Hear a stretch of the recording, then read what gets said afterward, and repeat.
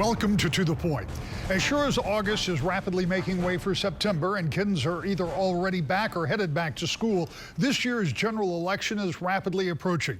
In just more than 70 days, about 10 weeks, you'll be asked to vote on big races for governor, U.S. Congress, state Senate and state House races. And with new district lines and term limits, it's quite possible that you'll be voting for candidates that you have previously not been familiar with. Such will be the case in the new 30th Senate District that will stretch from part of Kent County into part of Ottawa County. Republican Senator Mark Huizenga represents the part of the district in Kent County now, but will be introducing himself to new voters in Ottawa County. Senator, let's talk about this. You're no stranger to campaigns. You've been through multiple campaigns in a relatively short period of time, thanks to special elections. But as we get ready for a full term in the state Senate, with the race that will take place in November, tell me about your priorities and why you want to go back to the Senate. Well, you know, Rick, you're right. It's been many years of campaigning year after year, but it's been my pleasure. This campaign is different, very different because, again, 60% of it's new for me. With redistricting, it changes things up quite a bit. The voters are a little bit confused. Oftentimes the comment at the door is like, what district am I in? And that's pretty common. But, you know, campaigning is not about the politician. It's about meeting the people and learning what's important to them and helping them understand who you are and how you've made votes and what kind of things you've done. As a father of three, as a father who's having one getting married this week, and having my oldest daughter having a baby this fall, a lot of the same issues that I face with my family are the same issues voters bring to me. How do we ensure that we've got good schools? How do we know that the state's going to be in good position financially? How do we know that we can control things like inflation? What kind of things are you doing to protect us as families? And what are we doing to build stronger communities? And to that end, I have good answers. We've had a chance to work very hard and deliberately through the pandemic. And a lot of the items that we learned was education did have deficits. We have record funding this year again, but more than just record funding. We put dollars towards mental health. And mental health has been an issue for a long time, but it was only brought to light even greater with the pandemic. And of course, when you look at the budget, you see things like $38 million going towards this new Pine Rest DeVos Children's Hospital mental health facility. I was very proud to work on that. They kind of call me the nerd of the Senate because we do the data. And when I first started talking to Pine Rest about this opportunity, I said, we've got to figure out to make sure that people across the state of Michigan know that this isn't just a West Michigan deal. And sure enough, the data came through clear. The data shows that almost every county sends somebody to Pine Rest for adolescent care. But the opportunity is even greater than that because when people don't have a place to go, that means that those people sit at DeVos Children's Hospital and they're not getting the appropriate care, and it's more of a holding pattern. It makes our hospital more efficient, it makes mental health more efficient, and standing up for programs like that is really important to me. When you think about the spending, and I know you've been working on appropriations and that there are a lot of numbers to crunch. The question that I continually ask Republicans and Democrats is, you've had a lot of numbers to deal with because you've had record money coming in from tax revenues, more money than you've ever seen from the federal government. Budgets are bigger than they ever have been. How sustainable is that kind of spending when the revenues almost certainly at some point are going to slow down? Right, and that's spot on. Right now, we know that inflation is about 9%. The new numbers are going to come out in a couple days to find out what the next round is going to look like, but wages are growing as well. They're only growing at 5% though. That means every Michigander, everybody across our country is losing value in their dollars. It's not sustainable. That's why the Fed is increasing interest rates. And when interest rates go up, that means that they're probably not going to be able to turn off that interest rate increase until we start to see job loss. That's going to be a problem. That's another reason why I'm proud to support putting dollars towards our, quote, rainy day fund. Sometimes it's not very sexy. And when I was the mayor of the city of Walker, we did the same thing.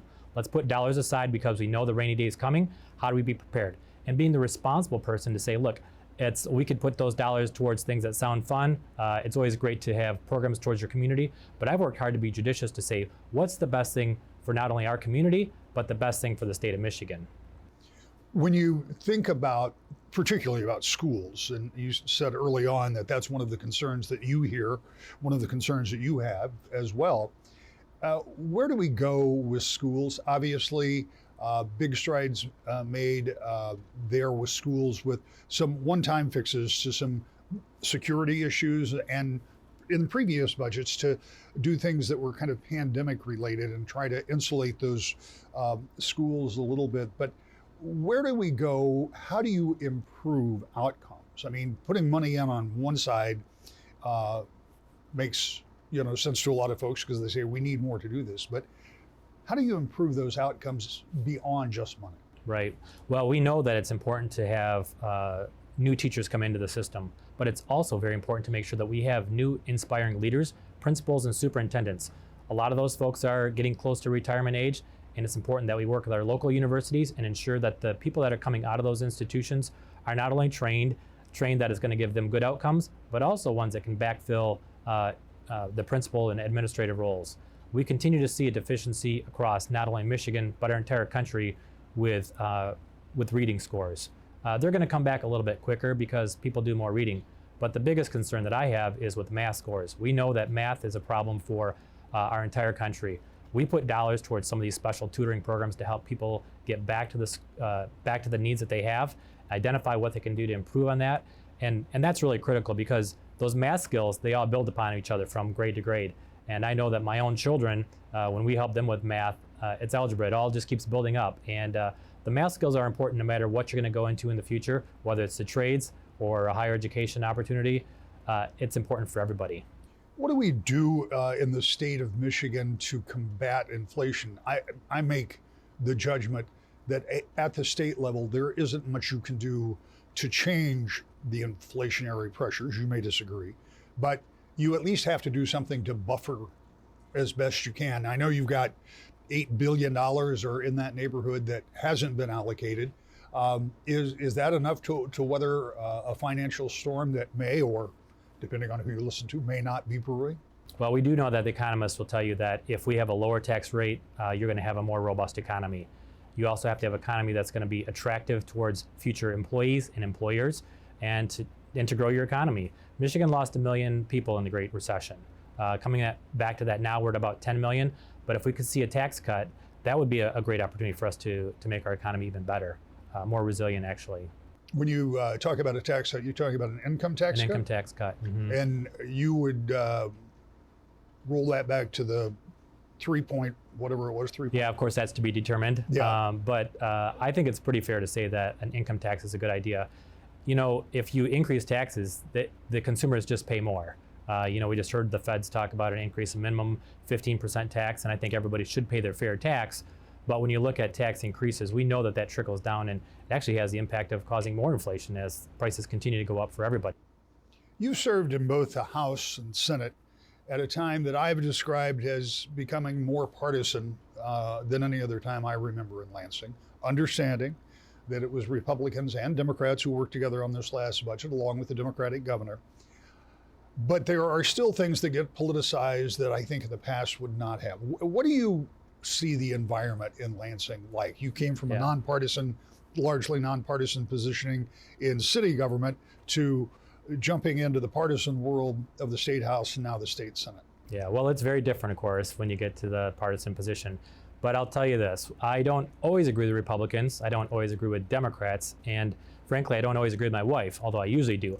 But oftentimes people expect us to agree on everything all the time. I think, frankly, sometimes when people perceive about what's going on, whether it's in Lansing or Washington, there's a perception of an incredible divide. But if you look at the bills that we passed the last time we were in session, the vast majority were passed unanimously with both Republican and Democrat members. We don't always agree with everything, especially when it comes to contentious items. There's plenty of those out there, but by far and away, the majority of our bills are passed with full support for both sides. Do you think that going forward in the state of Michigan, you can find more areas of cooperation? We have a changing economy. I mean, we know that the automobile industry is going through this huge change, and we know that already there's some investment coming to Michigan, but there's also a lot of that investment that's going out of the state. Do you think it's going to be possible for Republicans and Democrats to work together to adjust to that changing economy and do what you were talking about before, in addition to making schools better, but doing other things to attract that new investment or different types of industry, so those kids that you hope get a better education have a place to go to work here in Michigan. Yeah, absolutely. You know, we've got a program called Going Pro that educates employees, and helps the employers pay for the education that those people need. We see the program called SOAR, which means that we not just use the Michigan Economic Development Corporation to give dollars towards businesses, but to make them accountable. And that was a bipartisan package. The governor signed it, and that's why we're seeing more dollars come for the new Lansing General Motors electrification plant. We see dollars going to LG, but we're working on a plan to make sure that those dollars that they're recaptured with the new dollars, that it becomes sustainable. So it's not just money coming out of the general fund. And finding ways to have sustainable programs, that's really what we have to do. Is there one particular thing that we haven't discussed that in a full term in the state Senate you would try to get accomplished? You know, I think that there's a tremendous opportunity for us to do more with mental health. If you look at the way our programs are set up across our state, in Kent County, we've got a program. Every place has a community mental health, part of their county. What person would really think it's a good idea to have 83 different health plans for mental health across our state? The talk about integrations out there, I'm not sure where it's going to go yet, but in the long run, this is a long-term problem. How do we take the long-term solution and say, we should ensure that if you're in Kent County or if you're in Ottawa County, that you should have the same standards for mental health. And providing those kind of things is really not only what's good for our economy, but it's good for the people that elect us, and for a wise use of our taxpayer dollars. There's plenty of room for debate and discussion about that. But in the long run, I know that mental health is one that's going to resonate with everybody. When we come back, a familiar name is challenging Huizenga, and you'll meet the current state House member next. To the Point.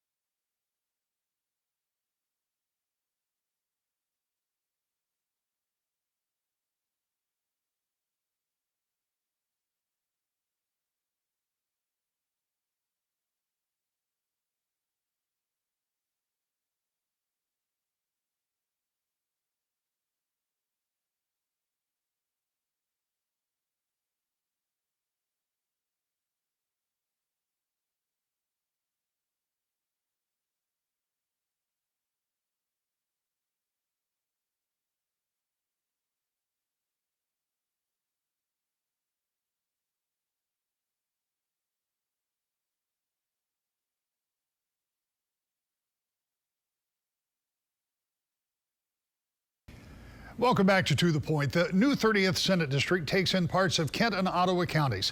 The newly redrawn district features a race between a sitting senator, whom you met in the first part of our program, and a current term-limited House member who has represented a large swath of Grand Rapids for the last 6 years. I asked Democrat State Representative David LeGrand what keeps him going in Lansing, a place I describe as not perhaps as friendly as it once was. He disagrees. Representative, this is not your first rodeo. Obviously, you've run and won 3 times in the State House. Now you're running for the State Senate. And I always ask people this, and I will tell you, I got a little pushback from last week when I asked the question, and a couple of viewers like, why would you ask the question that way?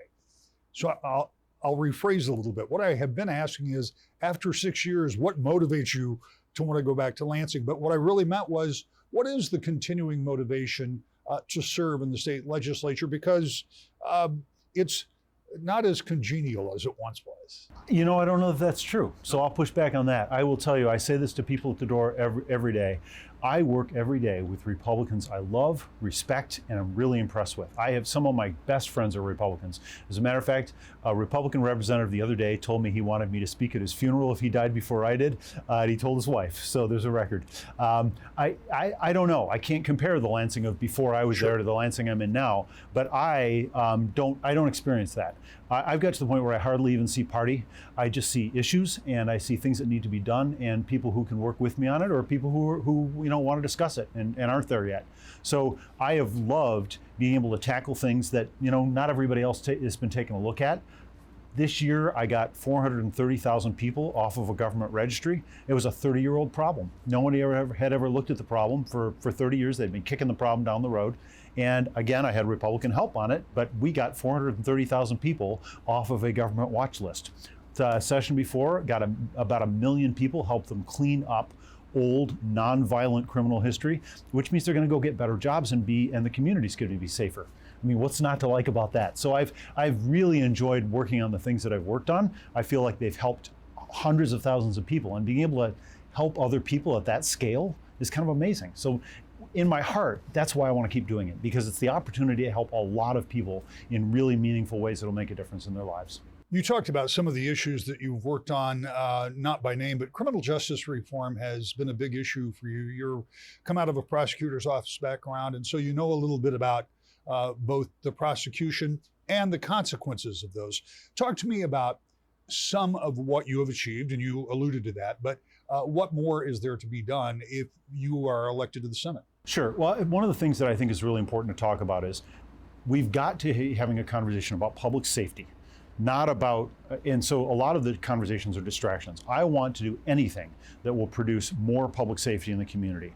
And those, we can have our cake and eat it too in a lot of spaces. So we can do things that will save us money and make the community safer and treat people more fairly and equally in our system. And when you can find that sweet spot, and frankly, my opponent, Mark Huizenga, has supported every single criminal justice reform initiative I've worked on. So I'm really grateful to him for that. There are ways that we can work to have our cake and eat it too. So, but at the same time, let's be clear. We are understaffing our police force in Grand Rapids right now. And all of the studies show that if you want more community safety and you want better community safety, the number one thing you have to do is have enough officers on the street to be able to provide things like community policing, good interventions. I always say to people, imagine running a hospital and only keeping the emergency room open. If you strip your police force down to a skeleton crew, of course, they're only going to chase shots fired cases. They're not going to deal with neighbors who are annoyed with each other because they don't have time. I had a gun pulled on me in front of my office a year and a half ago. 9-minute response time. Now, that's not the fault of the officers. That is a byproduct of how many people we have on the road. And 9 minutes is an awful long time when you're dealing with somebody who just pulled a gun on you. What do you do to address that? Because there are a couple of issues. Obviously, there's the issue of money. That's always one issue. But we have heard and seen, both in practice and anecdotally, that getting people to go into the service, to become police officers, is not necessarily a slam dunk given the atmosphere that exists out there. Well, and that's true. And it's exactly like, 10 years ago, there was this from the right, this sort of drumbeat of teachers are lazy, teachers are terrible, and now we have a teacher shortage. Well, if you vilify a profession long enough, people are going to stop wanting to do it. So we have to remember that we are asking our law enforcement officers to do a really tough job, day in and day out. And so I have a friend who is an officer, and one of the things she talked about was we need to start helping these officers on the front end understand they may well have things like post-traumatic stress disorder.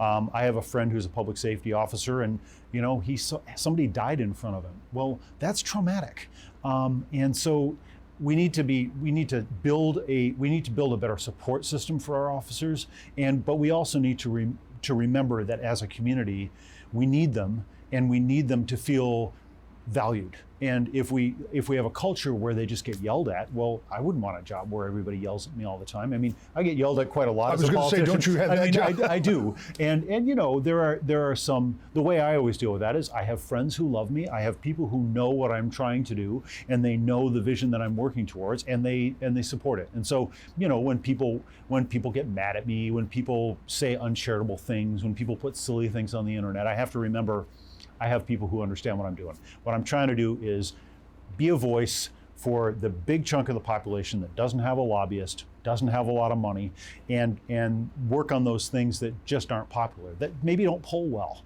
I mean, there are some things that poll great, and in most races, most people keep talking about the same things over and over again. So nobody's against education. Nobody's against jobs. But we all run as though the other guy is against jobs. Like, I'm for jobs. I mean, Mark Ising is not against jobs. Mark Ising is not against education. But what I'm concerned about is, all right, so if we could help 1 million people get better jobs and get out of poverty, it would make the whole community better. So why don't we do that? Or if we could get people off a government registry, they could be better parents and better engaged in their kids' school system. So why don't we do that? If we could use our justice system to identify people who are dangerous, instead of defaulting to asking, right now, our entire justice system at some points asks not, is somebody dangerous, but are you poor? That's our cash bond system, uses cash as a mechanism to decide, do you go home or not? Doesn't make any sense at all. What we should be asking is this person dangerous? If they're dangerous, then they probably shouldn't be out in the community. If they're not dangerous, whether they're rich or poor is not relevant. And so that's a thorny problem. Lots of fear attacks get thrown around on that. People act as though, you know, if we modify our bond system, we're going to get the apocalypse. But if we modify and we do it right, we'll have more public safety, not less. And that's tricky, because by even having that conversation, you subject yourself to some cheap shots, right? I may well get some cheap shots that say David LeGrand, you know, is soft on crime. Well, I'm not. What I am is I'm pro good public safety policy, and I want better outcomes, and we can do better. But we can do better if we look at the data, if we look at the studies, and if we look at how we're doing things, and don't just keep doing the same thing we've been doing, because we've always been doing it. I want to shift gears a little bit, but it really plays into that too, because it comes back to dollars and cents. State of Michigan has really seen an amazing amount of money come through in tax revenues, as well as federal dollars that have come in. And I've pointed out a number of times that at the very beginning of the pandemic, I was the guy that was saying, hey, the state better watch out, because revenues are really going to drop off. There's going to be this steep cliff. And it happened. It just went the other way. Right. I mean, so it has been a surprise for me as an observer to watch. But as you, as a member of the legislature, and as you make those decisions about how to spend that money, are you concerned about the sustainability of it? Because having that kind of money come in this past year may not happen this year. Absolutely. I mean, I think that a couple things about the huge surplus we have. One is, this is a moment when I think we actually have to give money back to the voters, to the citizens, because we have a big enough surplus right now. At the end of the day, it's not the government's money. And so I think we have an opportunity to actually give people a tax break, and I think we should do it. Because we've done a lot of great stuff. But when you've done a lot of great stuff and you still have money left over, putting it under the mattress is not the ethical thing to do if you're the government. So that's the first thing to say about it. But the other is, you're right. If you build unsustainable programs, you're not being a good steward either. I mean, we don't want to be in the equivalent of a house that gets a $20,000 check. They've been struggling all year. Now they go buy a jet ski. I mean, we have to think, we do have long-term structural things, but we have a generational opportunity to invest. And that's why I was so excited that we spent as much money as we did on education, because yes, revenues have gone up, but we all know, anybody who's been around any student knows that our educational system took a hit, in the sense that our kids kind of lost some time. And so right now is a great time to get really serious about helping those kids. Everything from socialization, through school sports, through being able to, we're not testing right now because I don't want to say our kids lost a year, but it was rough. And having to be out of the classroom for that amount of time was rough for everybody, but it was really rough for the kids and the parents. And so if we're going to invest anywhere in rebuilding maybe a less visible problem, I think it's education. So I'm really glad we spent the money we did on, and your viewers may not know, but we actually closed the funding gap between rich schools and poor schools, which is something we've been working on since the 90s. So Yeah. that's great. And in the final seconds we have, I just explain that a little bit, because even though the school aid fund was distributed in a per pupil manner, there were some schools that ended up with a higher amount and a lesser amount. And so now every student in every school is allocated the same amount of money, right? Right, which is kind of amazing, right? So it was this sort of grandfather deal where we didn't want to pull the rug out from under the affluent districts in the 90s when we passed Proposal A, but when we're chipping away at that gap, well, we just closed it, which is great, because I really want to live in a community where how well you do in the world is not an accident of who your parents were. I didn't get to choose my parents. You didn't get to choose your parents. So ethically, I want all children treated equally, which means I want them all to have the same opportunities and the same chance to succeed. Also joining LeGrand and Huizenga on the ballot is Libertarian Theodore Petzel. We're back with the final thought next. To the point.